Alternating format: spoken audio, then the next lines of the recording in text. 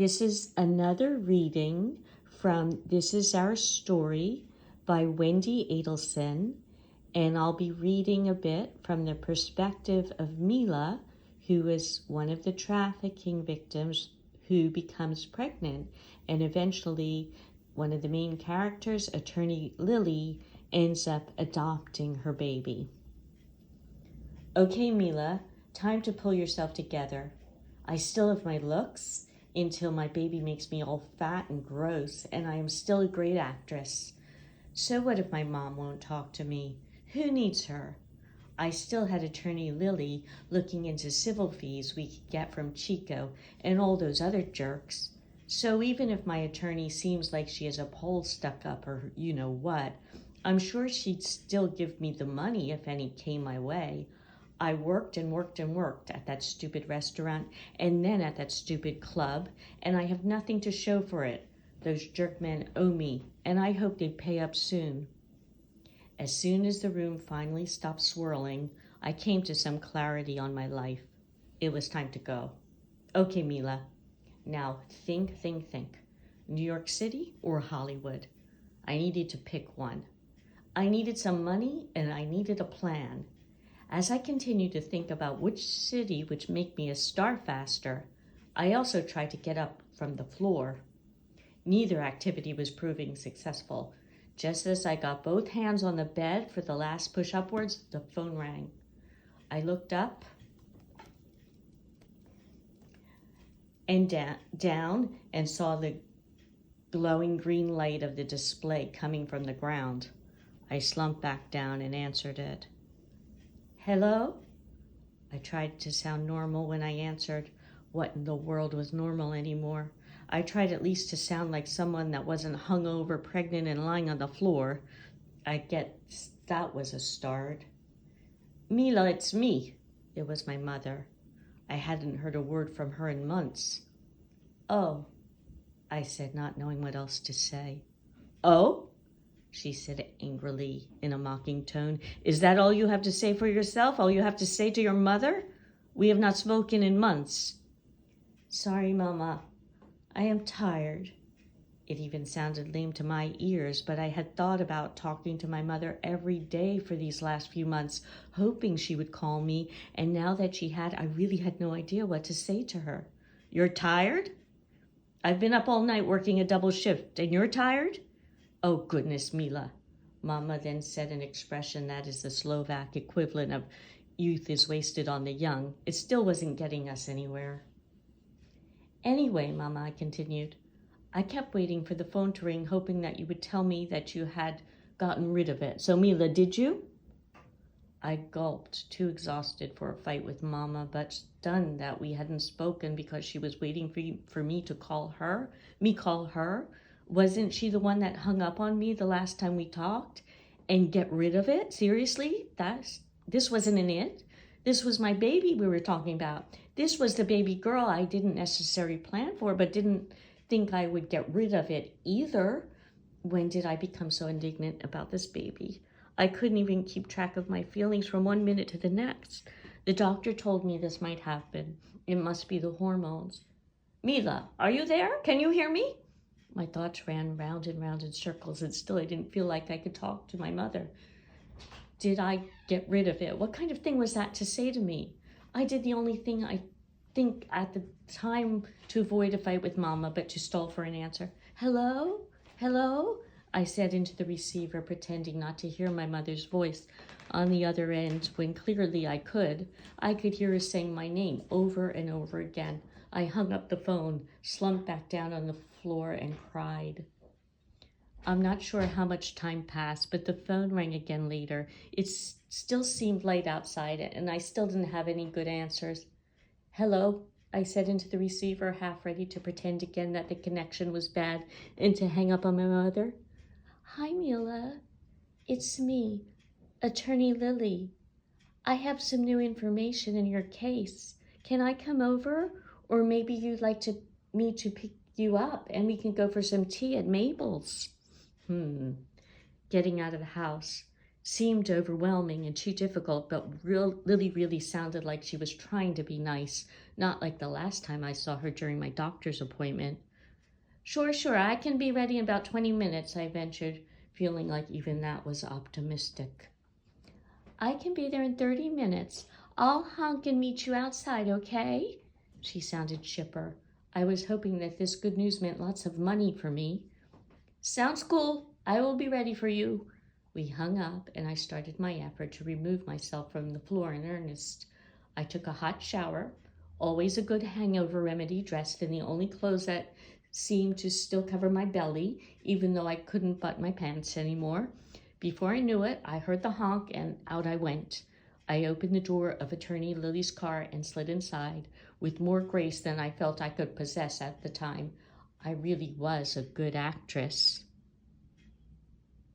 We drove to Mabel's, a local coffee shop, to discuss my case, eat some pie, drink some coffee. Attorney Lily made me drink decaf since she heard that caffeine was bad for the baby. I wonder what she'd think of the bottle of rum I drowned last night. Caffeine had to be a very easy ride for my baby's little digestive system after that. So Mila, I've got some really good news.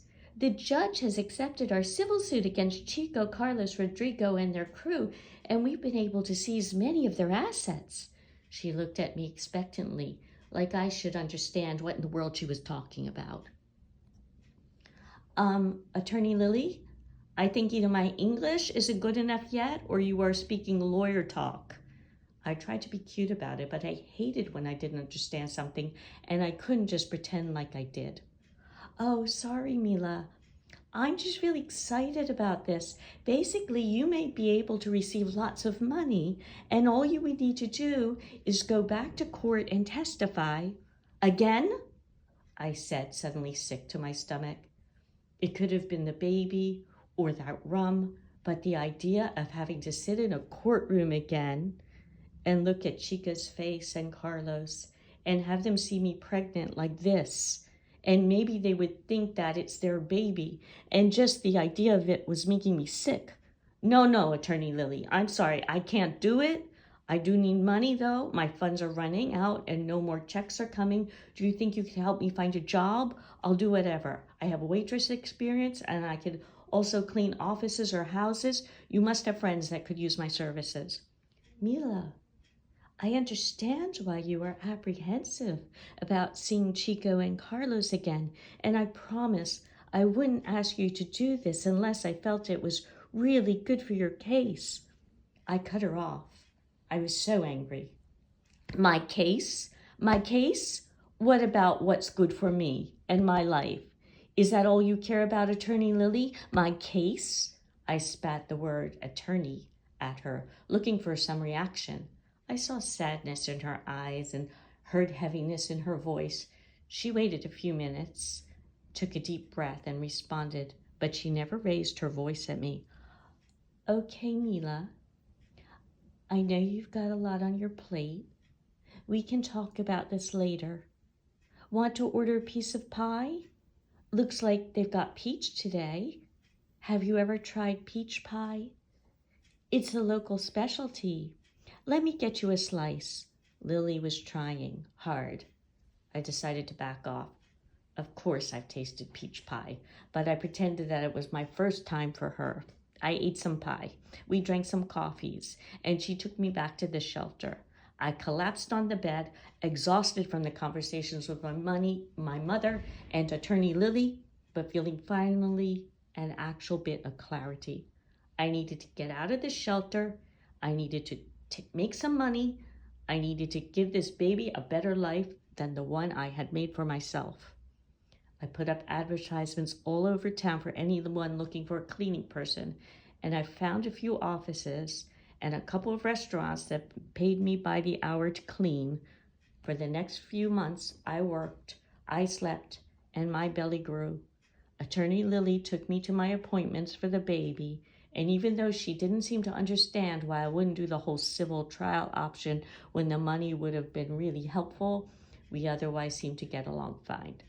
I saved up enough money for a bus ticket that would get me to Texas. I had seen maps, and it seemed like Texas was at least halfway to California. I didn't do anything stupid like drink a bottle of rum or call Ty again, but I did feel less and less connected to the baby. I knew that she deserved better than I could give her right now, and I decided to give her the best. My baby girl was born on December 2nd.